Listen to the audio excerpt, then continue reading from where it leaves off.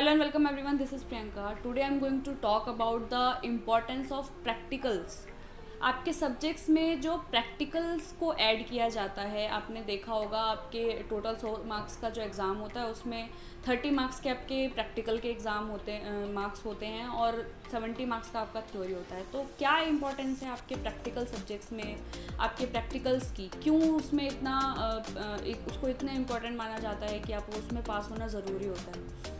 तो आज हम उसको समझेंगे कि प्रैक्टिकल्स क्या है। बेसिकली अगर आप प्रैक्टिकल्स के बारे में देखोगे जो आपके सब्जेक्ट्स में ऐड होते हैं वो थ्योरी का ही एक प्रैक्टिकल रूप होता है, क्योंकि जो चीज़ आप किताब में पढ़ते हो, चैप्टर में पढ़ते हो, उसी को एक बार आपको प्रैक्टिकली करके देखते हो और वही सेम चीज़ आप थ्योरी में पढ़ते हो। तो दोनों में कोई डिफरेंस नहीं है, बस इतना डिफरेंस है कि एक चीज़ प्रैक्टिकल में आप उसको फिज़िकली करते हो, विजिबली उसका जो चेंज है, उसका जो रिएक्शन है वो आप देखते हो, और जब आप उसको चैप्टर में पढ़ रहे होते हो तो आप उसको सिर्फ लिख रहे होते हो। ये दो ही डिफरेंस है, बाकी कोई डिफरेंस नहीं है। मैं आपको एक एग्जांपल देती हूँ कि अगर आपको बोला जाए कि आपको खाना बनाना है, उसी चीज़ को आपको बोला जाए कि साथ में आपको लिखना भी है, तो आप क्या करोगे, आप इंग्रेडिएंट उसका पूरा उसमें जितने मेजरमेंट के साथ आपको चीज़ें डालनी है उसका पूरा प्रोसेस आप लिखोगे कि पूरा एक अच्छे तरीके से, एक सिस्टमेटिक तरीके से स्टेप्स लिखोगे।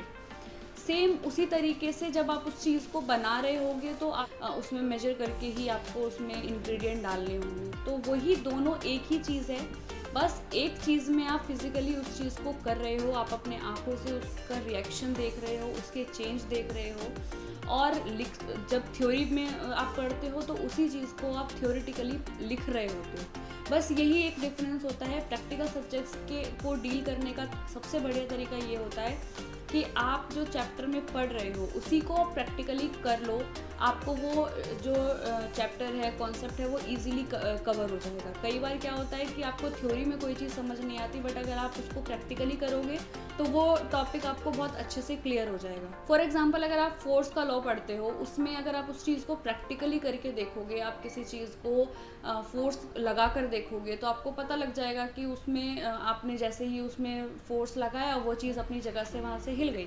तो ऐसे ही कुछ ऐसे टॉपिक्स होते हैं जिसको आप अगर प्रैक्टिकली करते हो तो वो वाला जो टॉपिक है वो बहुत अच्छे से कवर हो जाता है। यही रीज़न है कि प्रैक्टिकल्स को इतना इम्पॉर्टेंट माना जाता है, क्योंकि वो आपकी जो डेप्थ नॉलेज है उसको इंक्रीज़ करता है। तो प्रैक्टिकल सब्जेक्ट्स को अलग से ना पढ़ के हम अगर उसको चैप्टर्स के साथ में ही उसको प्रैक्टिकली इमेजिन करके, प्रैक्टिकली फिज़िकली करके अगर हम उस चीज़ को समझेंगे तो हमें अलग से उसको पढ़ने की ज़रूरत नहीं पड़ेगी। प्रैक्टिकल्स बहुत ही ईजी होते हैं। सिर्फ प्रैक्टिकल्स में ये होता है कि थ्योरी वाले सब्जेक्ट्स को ही प्रैक्टिकली करने के लिए बोला जाता है। यही चीज़ है कि जब केमिस्ट्री में आप कोई रिएक्शन पढ़ते हो, केमिकल रिएक्शन पढ़ते हो, उसी रिएक्शन को जब आप केमिस्ट्री लैब में जाते हो तो उसमें बीकर के हेल्प से, टेस्ट ट्यूब के हेल्प से आप उसको प्रैक्टिकली रिएक्शन उसका देखते हो। वही चीज़ है अगर आप अपने आप खुद से करोगे तो आपको वो टॉपिक बहुत अच्छे से क्लियर हो जाएगा। तो इसलिए प्रैक्टिकल सब्जेक्ट्स को हेक्टिक ना बनाकर, बर्डन ना बनाकर, बहुत ही इजी वे में अपने सब्जेक्ट के साथ कंप्लीट करिए।